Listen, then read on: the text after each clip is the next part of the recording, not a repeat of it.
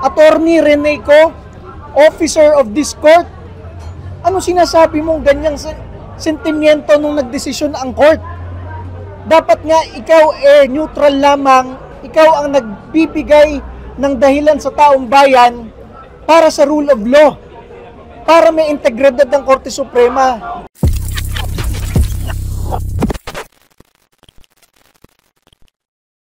In behalf po of Duterte Youth Party List na ibinoto ng 2.3 million na Pilipino para maging boses nila dito ngayong araw na ito, tayo po ay nagpapahayag ng suporta sa ating Korte Suprema dahil pag wala pang sumuporta sa Korte Suprema, mawawala na ang rule of law sa bansang ito. Yung mga bumabanat sa Korte Suprema, lalo na yung mga abogado, dapat silang makasuhan dahil sila ay officer of the court.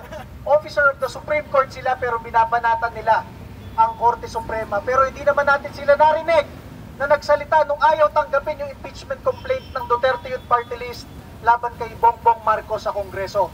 Kaya tayo po'y naririto ngayon kasama ang maraming Pilipino, kumakatawan sa milyong-milyong Pilipino sa pagsuporta ng sambayan ng Pilipino sa ating mga justices ng Korte Suprema. Ang kanilang ginawa, appointee man ni Bongbong, appointee man ni Aquino, appointee man ni Duterte, sila ay magkakasama lahat, unanimous, sa pagsuporta na ang ginawang impeachment kay Sara ay unconstitutional at kailangan po nating suportahan lahat yan.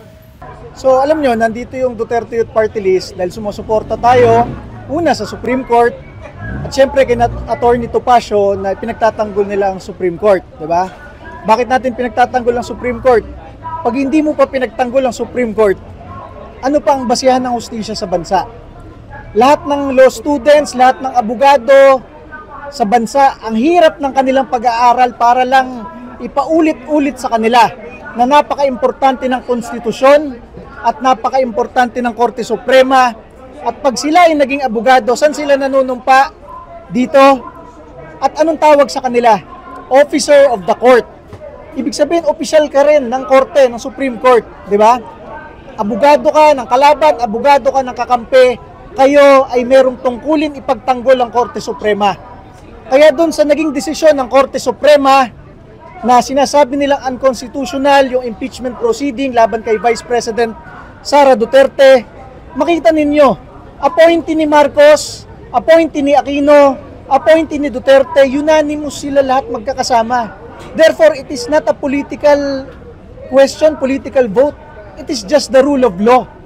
Bakit merong mga magsasalita laban sa Korte Suprema? Meron pa mga abogado na magsasalita laban sa Korte Suprema. They are officers of this court. Ang trabaho nila, ipaliwanag sa taong bayan ang nagiging desisyon ng kanilang korte. So yung sinabi ni Attorney Reneco ng Kabataan Party List, ang sabi niya, sobra-sobra na. Binahana ang kabataan, binuhusan pa ng malamig na tubig, hindi katanggap-tanggap ito, kontsabahan at walang pananagutan. Attorney Reneco, officer of this court, ano sinasabi mong ganyang sentimiento nung nagdesisyon ang court? Dapat nga ikaw neutral lamang, ikaw ang nagbibigay ng dahilan sa taong bayan para sa rule of law, para may integridad ng Korte Suprema. So dito sa pagkakaso ni na Attorney Topacio laban sa mga ibang tao, dapat kasuhan rin mismo si Reneco ng Kabataan Party List. Bakit? Para doon sa mga hindi abogado, alam ninyo na kailangan suportahan ng Korte Suprema kahit anong mangyari. Abogado siya, nag-aral siya ng batas, she is an officer of the court, tapos magko-comment siya ng ganun-ganun sa media, hindi ka tanggap-tanggap, kontsabahan at walang pananagutan. Baka pwede mo ikadisbar yun. Di ba? So will you be filing a disbarment case against the representative? So, itatanong ko muna kay Attorney Topacio, I think baka hindi mo na disbarment. Katulad lang ng final nila, indirect contempt. Because kesa ikaw ang nagsasabi sa taong bayan na sumunod sa batas at itaguyod ang integridad ng Korte Suprema, ikaw mismo ang nagke-question sa Korte Suprema, you are an officer of this court. Diba? Kahit po marami sa atin dito nakikinig, taong bayan ay hindi abogado, alam nyo, mali yun. Abogado ka pa. Ipapa-draft muna natin kina Attorney Calabi at Attorney Topacio ang ating Next week. pwede baka next week. Thank you, sir. Kaya nga nakita nyo si Attorney De Lima, parang bumawi siya, di ba? Baka na-realize niya na nagsalita siya nung unang beses laban sa desisyon ng Korte Suprema. She is a lawyer, she is an officer of this court, she was formerly Secretary of Justice. Medyo umatras siya ng konti. Na-realize na siguro na, teka, I am an officer of that court. Pero doon sa mga abogado na walang remorse man lang, tinitira itong Korte Suprema, masabi ko sa inyo, nung nag-file ba ang Duterte Youth Party List ng impeachment complaint laban kay Pangulong Bongbong Marcos sa House of Representatives at ayaw tanggapin ng Office of the SecGen, nandun naman yung dalawang Deputy SecGen, nandun naman yung ibang staff, meron ba sa inyong nagsalita na unconstitutional yung ginawa ng opisina na yon? Wala naman eh. Kaya masabi ko sa inyo, kung tunay kayo na naninindigan sa Constitution, tunay kayo na nagkokomento patungkol sa batas, bakit hindi kayo nagkomento doon? Narinig ko pa nga kay Senator Cayetano, bakit nung nag-file si na Congressman Cardema ng impeachment, di kayo nagsalita? Bakit kami pinagmamadali nyo sa Senado? So masabi rin natin yan dito sa mga nagko-comment sa Korte Suprema. This is not just a regular filing. It was already decided by the highest court of the land. So, hindi mo dapat banatan ng Korte Suprema. Nakita naman ninyo yung bagong appointee ni Pangulong Bongbong Marcos. He is just here for 2 months pa lang as justice.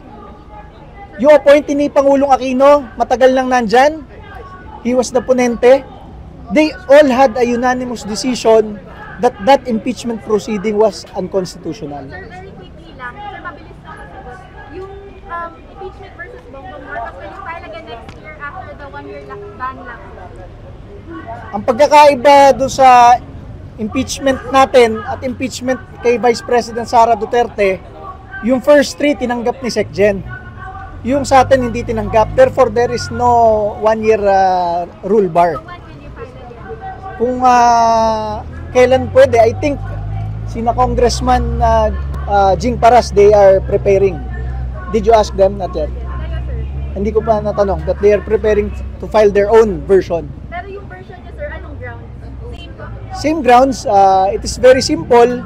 It is betrayal of public trust and yung sa violation of the Constitution because nagpadala tayo ng isang Filipino citizen sa kamay ng mga dayuhan. So, sorry mga knowledge, i-refile niyo po ulit yung impeachment po. I think we will just consolidate with meron kasi mga kumausap sa amin na they will also file.